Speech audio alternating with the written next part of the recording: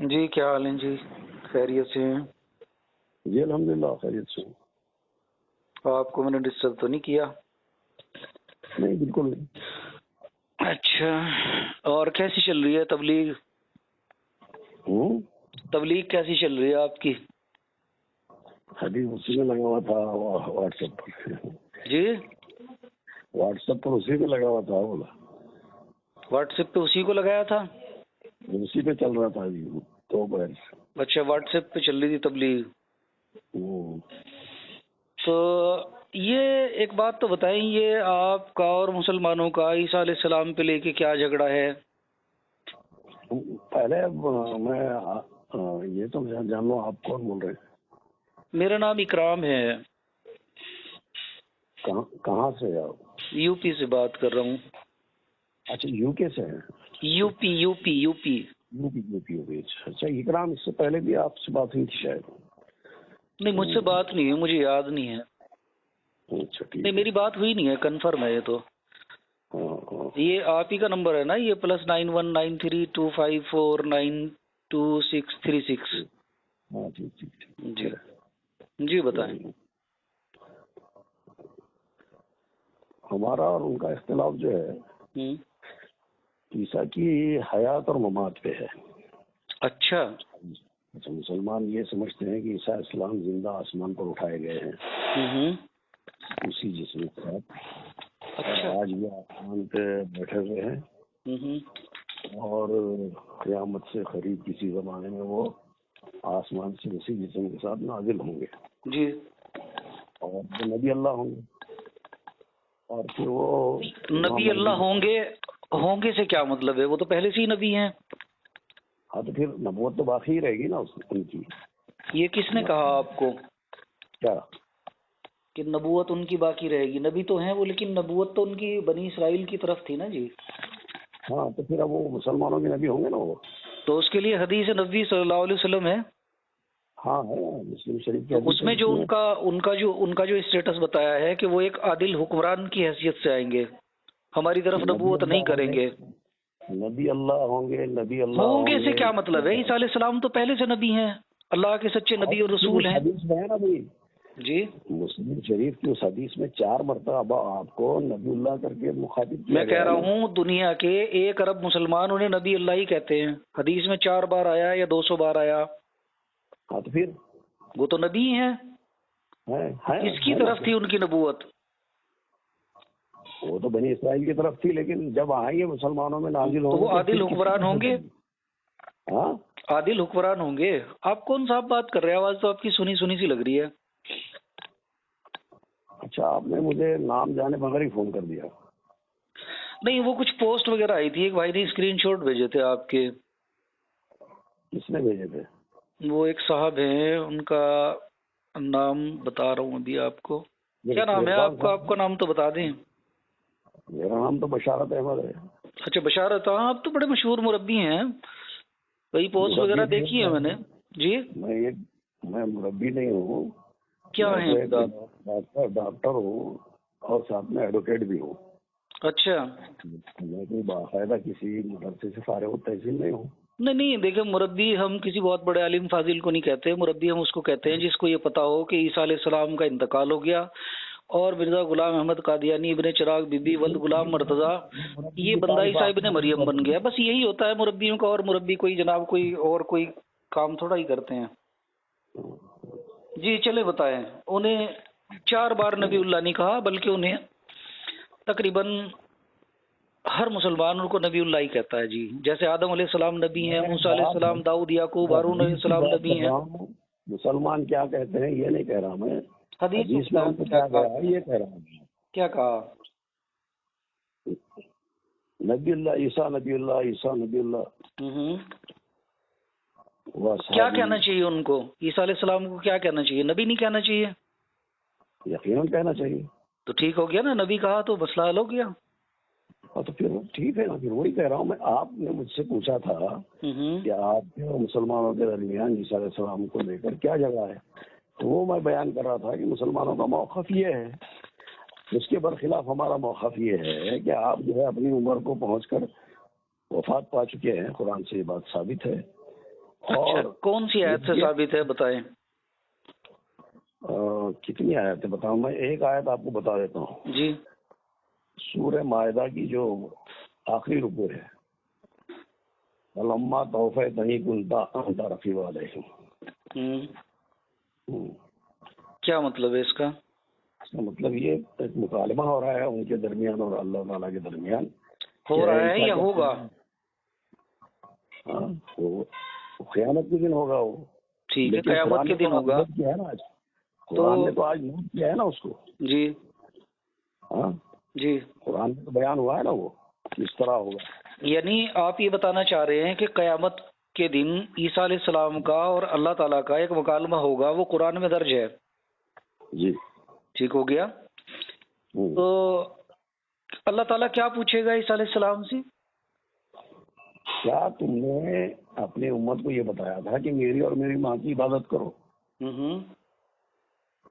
आप फरमाएंगे कि मैं ऐसा कैसे कह सकता हूँ जिसका कहने का मुझे कोई हक नहीं। मैंने तो इनको यही बताया था कि अल्लाह मेरा और तुम्हारा रब है, और जब तक मैं उनके दरमियान रहा उन पर गवाह रहा। जब तूने मुझे वफात दे दी तो फिर तू ही उन पर निगरान था। ये इसमें लफ्ज जो आया है तवफ़ी, तवफ़ी के मायने मिर्जा साहब ने कई जगह क्या किए? हज़रत सल्लल्लाहु ने क्या किए ये पूछिए मुझे। मिर्जा साहब से कोई लेना देना है नहीं है? नहीं, आप मुझे ये पूछिए कि अच्छा चलें ठीक है, आपका तर्जुमा मान लेते हैं। अच्छा, आपका तर्जुमा मान लेते हैं, ठीक है।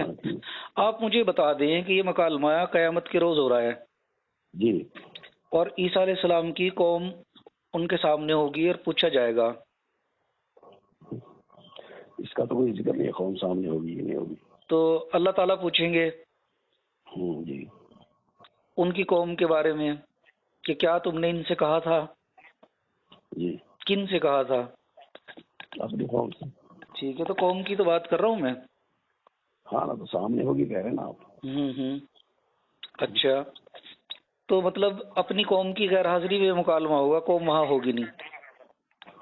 पता नहीं, होगी नहीं होगी। अच्छा चलें ठीक हो गया। अच्छा, मुझे बता दें कि मिर्जा साहब ने किताब लिखी थी बराइन अहमदिया। जी, पहले आप इस आयत को। हाँ, मैं इसी आयत की तरफ आ रहा हूँ, इसी आयत पे आऊंगा। अब हमारी जो भी बात होगी इसी आयत पे होगी, ठीक है ना। तो ईसा अलैहिस्सलाम, चले पहले इसी का हल कर लेते हैं। इसका क्या जवाब देंगे ईसा अलैहिस्सलाम? क्या जवाब देंगे? दे दिया है ना कुरान में जवाब आपने कि जब तक मैं उनके दरमियान रहा उन पर गवाह रहा, जब तूने मुझे वफात दे दी तो तू ही उन पर निगरान था। ठीक हो गया। तो मतलब ईसा अलैहिस्सलाम को पता नहीं होगा कि उनकी कौम ने उनके पीछे क्या किया, आप ये बताना चाह रहे हैं? कैसे पता होगा उनको, जबकि वो वफात पा चुके हैं तो उनको कैसे पता हो उनके पीछे लोगों ने क्या किया? नहीं, किसी जरिए से कोई खबर हो गई हो, क्या पता पहले हो गई हो। कहाँ से आएंगे उनके पास खबर? या तो अल्लाह ताला बताएगा उनको, या वो खुद देखेंगे। अच्छा, तो ये तो आपका मामला, इससे तो बहुत ज्यादा अगर आप ये इस्तेदलाल करते हैं तो आपका मामला तो बड़ा खराब हो जाएगा ना, मिर्जा साहब को डिफेंड करना मुश्किल हो जाएगा। अरे भाई, क्योंकि सुने तो सुन तो ले आप, जितने इत्मीनान से मैं आपकी बात सुन रहा हूँ, मेरी भी तो सुन लेना बशारत साहब, मेरी भी तो बात सुन लें। नहीं तो आप मेरी बात नहीं सुन रहे ना, बात काट रहे हैं मेरी आप। नहीं, मैं काट नहीं रहा हूँ, मैं उसी तरफ आ रहा हूँ, इसी आयत में बात करेंगे। मैं ये कह रहा हूँ कि आपने जो है वफात और हयात मसीह का मसला छेड़ा है, तो पहले उसको हल कर लें, उसके बाद मिर्जा साहब। हाँ, मैं इसी पे तो आ रहा हूँ। हाँ, तो आप बार बार मिर्जा साहब को अभी से बीच में ला रहे हैं। नहीं, मिर्जा साहब आपको अच्छे नहीं लगते? आप नबी अलैहिस्सलाम का फरमान लाए। मैं क्या मानता हूँ ये दूसरी बात है, जो मसला जेरे बहस है उसी पे बहस कीजिए ना। हाँ, मैं इसी के ताल्लुक से तो करूंगा ना। मुझे ये भी तो देखना है कि क्या आप कुरान की बात मानते हैं या मिर्जा साहब की मानते हैं या दोनों की नहीं मानते, ये भी तो पता करना है ना। कुरान की बात में और मिर्जा साहब की बात में हम कोई इख्तिलाफ नहीं मानते। लेकिन मिर्जा साहब तो कह रहे थे कि अभी इंजील को 30 बरस भी नहीं गुजरे कि ये जहरनाक हवा जो थी ईसाइयों में फैल गई और बजाय आजिज इंसान के, बजाय खुदा की परस्तिश के एक आजिज इंसान की परस्तिश शुरू हो गई। मैं उसी आयत पे आऊंगा। میں اس سے بالکل نہیں ہٹوں گا. آیت کو پہلے حل کر لیجئے. اس کے معنی اسی کو حل کر رہا ہوں نا جی, اسی کو کر رہا ہوں. نہیں تو آپ جو ہے دوسری طرف مجھے موڑنا چاہ رہے ہیں. ہاں آپ دیکھ تو لیں ذرا. جو ہے پہلے حل کیجئے کہ حضرت صلی اللہ علیہ وسلم نے اس کی کیا ابھی تفسیر بیان کی. انجیل کو 30 برس بھی نہیں گزرے تھے کہ یہ زہرناک ہوا عیسائیوں میں پھیل گئی. تو جناب آپ کے عقیدے کے حساب سے تو یہ واقعہ صلیب جو ہوا یہ 33.5 سال کی عمر میں ہوا, اور 33.5 سال کے بعد عیسیٰ علیہ السلام اپنی والدہ کے ساتھ پشاور پنجاب ہوتے ہوئے کشمیر چلے گئے اور وہاں 120 سال زندہ رہے. اور مرزا صاحب کہتے ہیں, اب سنیں دیکھیں ایسے نہیں کیا کرتے بشارت صاحب, پوری بات سننی چاہیے. چلے جب آپ بولیں اس کو چھوڑ کر آپ بھٹک رہے ہیں نا. ہمیں اسی آیت پہ آؤں گا نا, پہلے دیکھیں گے. کب آئیں گے آپ؟ پہلے اس آیت کو حل کریں. ہاں میں اسی کو تو آیت کو حل کر رہا ہوں. قرآن کیا کہہ رہا ہے کہ عیسیٰ علیہ السلام لا علمی کا اظہار کریں گے.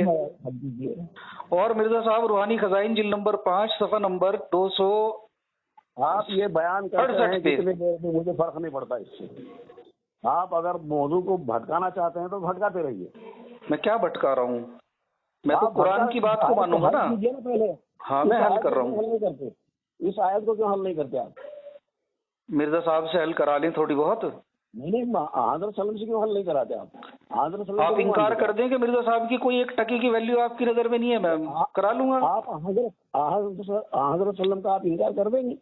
میں تو نہیں کر رہا. بتائیے حدیث کیا ہے اس کے متعلق. اس آیت کریمہ کے متعلق حدیث پیش کر دیں, میں اسے اپنے سر پہ رکھوں گا, سینے سے لگاؤں گا. پیش کریں. حدیث یہ ہے, اور یہ حوالہ نوٹ کر لیں, روحانی خزائن جلد نمبر 5 ہے, صفحہ نمبر 268 ہے, جس میں کہہ رہے تھے کہ انجیل. پہلے آپ سے بہت گفتگو ہوئی میری, آپ وہ حوالے جو ہے بہت دے چکے ہیں, میں دیکھ چکا ہوں کیسے حوالے دیتے ہیں, کیا کرتے ہیں. مرزا صاحب کہہ رہے ہیں نا کہ حضرت مسیح علیہ السلام کو آسمان پر اس فتنے کی خبر دے دی گئی. آپ کہہ رہے ہیں کہ انہیں خبر نہیں ہے. پہلے تو دیکھ لیں نا, مرزا صاحب سچ بول رہے ہیں, آپ سچ بول رہے ہیں. یار آپ کو اصل میں مسئلہ حل کرنا نہیں ہے, آپ کو بحث. ایک اور حوالہ نوٹ کر لیں, روحانی خزائن جلد نمبر 5 ہے, صفحہ نمبر 254 ہے. وہ ہے, آپ پہلے وہ حدیث نوٹ کر لیں. میرے پر انکشاف ظاہر کیا گیا ہے کہ یہ زہرناک ہوا جو عیسائی قوم میں پھیل گئی تھی, حضرت مسیح علیہ السلام کو اس کی خبر دے دی گئی. نہیں پلیز, آپ کا فون کٹ کر رہا ہوں. یہ آپ کے اور مرزا صاحب کے جھوٹا ہونے کی دلیل. میرے تمام مسلمان بھائیو, السلام علیکم رحمۃ اللہ. میرے محترم بھائیو, قادیانیوں کی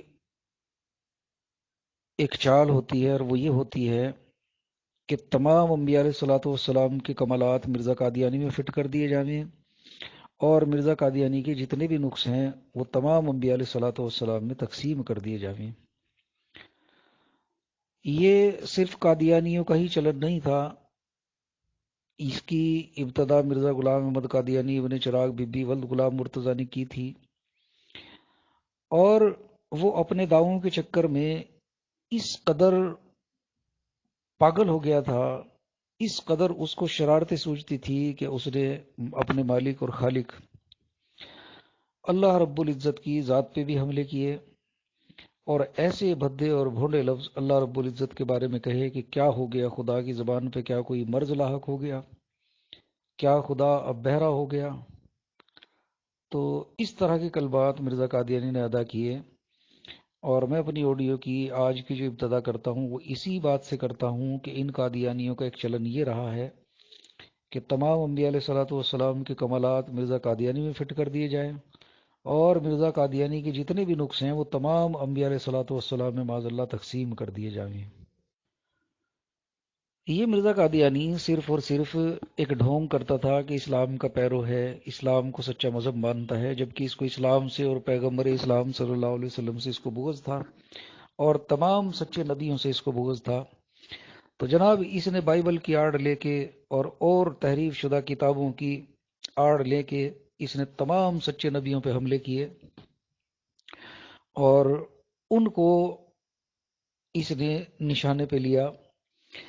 یہی بات مرزا قادیانی کے کچھ حوالوں سے ملتی ہے, پتہ چلتا ہے ان سے کہ جب مرزا قادیانی جتنی زور سے پیش گوئی کیا کرتا تھا, اللہ کی قدرت یہ دیکھے کہ اتنی ہی شدت سے اتنی ہی زور سے وہ پیش گوئی فلوپ ثابت ہوتی تھی.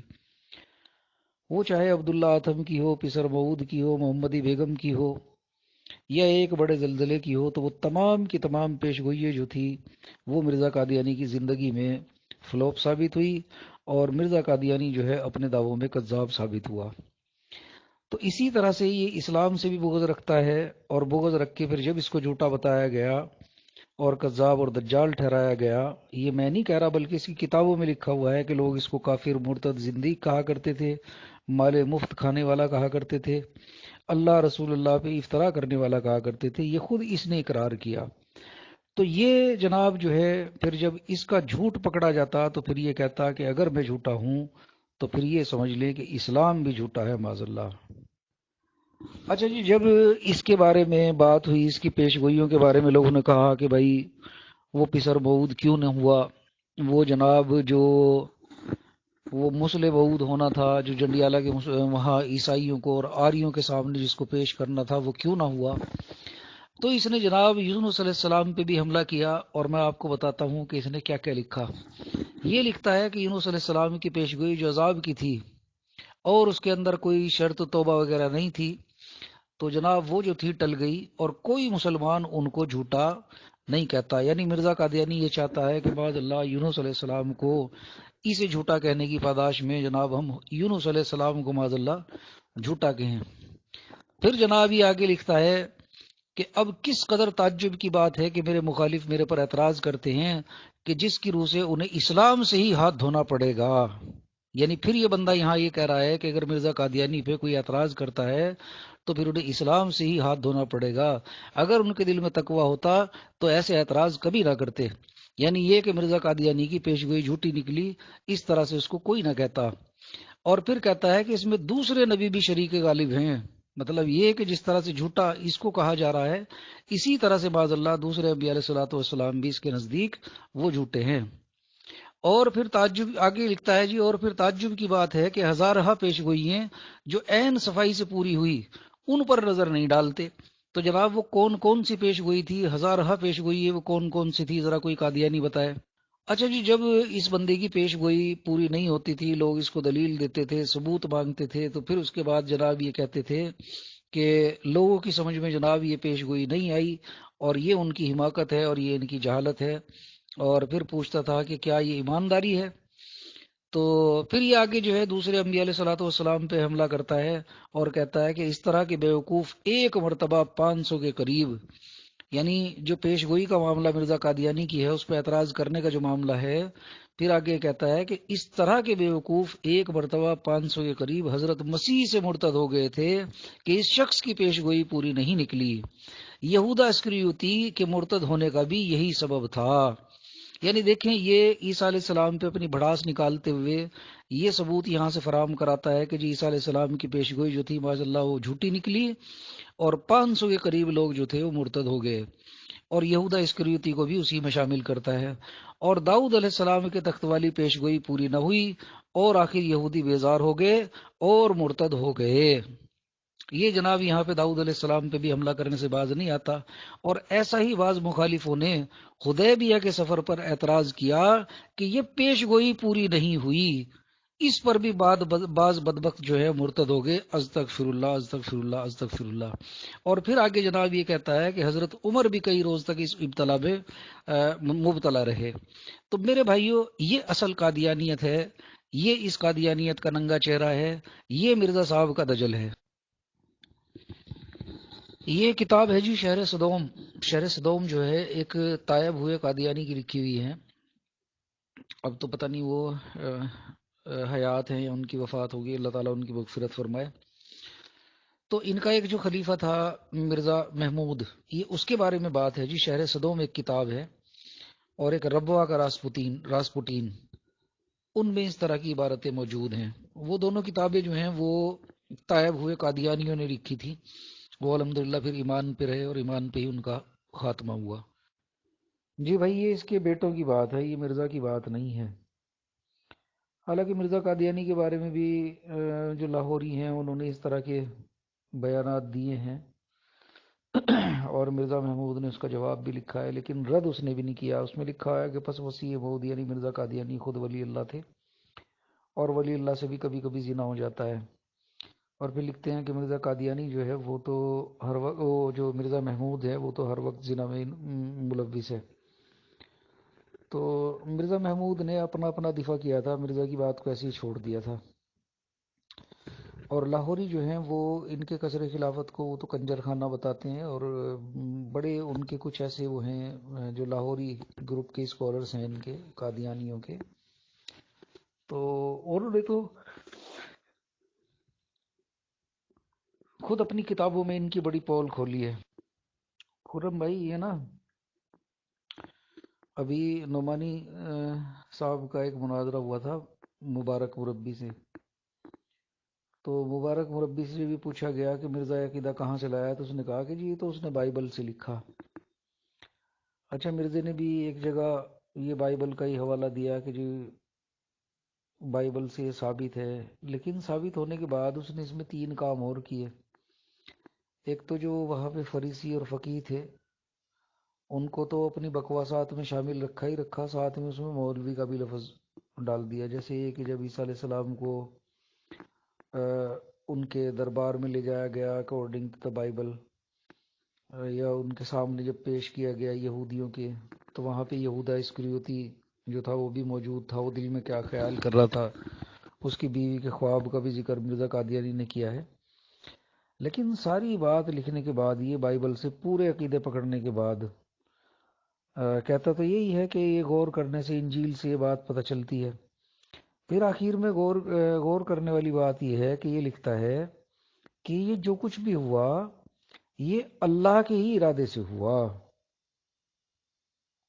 یہ دیکھیں جی کمال کی بات، آخر میں اس نے لکھا کہ یہ جو بھی کچھ ہوا یہ اللہ کے ہی ارادے سے ہوا۔ تو اب تو جناب بات یہاں بائبل کی نہیں رہی، اب تو اس کا مطلب یہ ہوا کہ یہ بات اس کی تائید کر رہا ہے۔ اور نبی جو ہوتا ہے وہ تو جھوٹے قصے نہیں بیان کرتا۔ نبی اگر کسی پرانے واقعے کو بیان کرتا ہے، جیسے رسول اللہ صلی اللہ علیہ وسلم نے گزشتہ انبیاء علیہ الصلوۃ والسلام کے واقعات بیان کیے، ان کے احوال بیان کیے، ان کی خبریں جو اللہ کے رسول نے دی، تو وہ تو انہوں نے صحیح دی، اور ہر خبر جو ہے وہ ہر حق اور سچ ہے۔ تو جناب یہ کیسا نبی تھا کہ خود ہی اس کتاب کے بارے میں کہہ رہا ہے کہ اس کا ذرہ برابر بھی اعتبار نہیں ہے، اور اس سے عقیدے پکڑنے کے بعد یہ کہہ رہا ہے کہ یہ سارا معاملہ جو تھا یہ اللہ تعالیٰ کے ارادے سے ہی تھا۔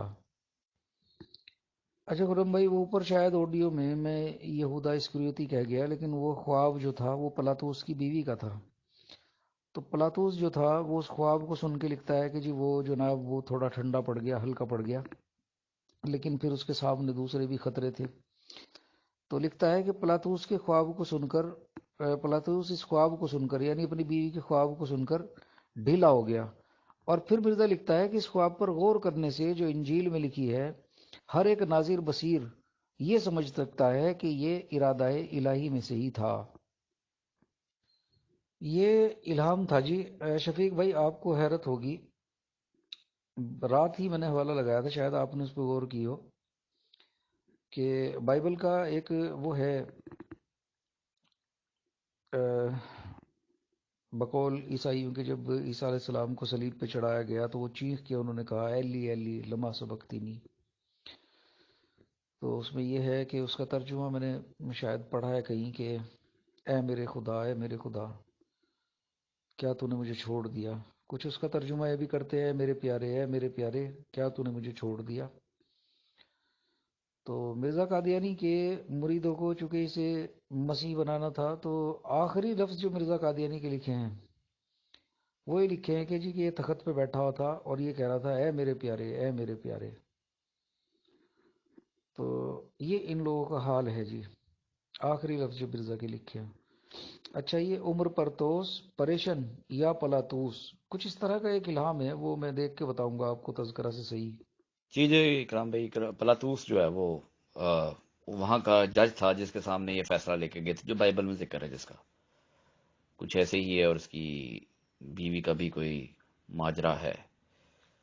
تو الغرض بات صرف اتنی سی ہے کہ یہ جو ہے ان کا عقیدہ بائبل سے ہے ٹوٹلی، ٹھیک ہے، اور ایک ایک چیز ان کی جو ہے نا وہ قرآن پر جھوٹ باندھنے کی نا کے لیے بائبل کا سہارا لیتے ہیں کہ ان کو جی حضرت عیسیٰ علیہ السلام کو پکڑا گیا، نعوذ باللہ ان کو گھسیٹا گیا، نعوذ باللہ ان کو کھینچا گیا، ان کے اوپر زخم لگائے گئے، اور ان کے بعد 2 چوروں کے ساتھ ان کو جو ہے وہ صلیب پر کیل ٹھوک کر لٹکا دیا گیا. یہ بالکل جھوٹ ہے، اور بائبل کے اوپر سے یہ عقیدہ لے کر قرآن مجید پر جھوٹ لگا رہے ہیں. نہیں بھائی، وہ اصل میں دیکھیے ایسا ہوتا تھا پہلے، سروس لیٹرین وغیرہ ہوا کرتی تھی، یہ فلش سسٹم تو تھا ہی نہیں.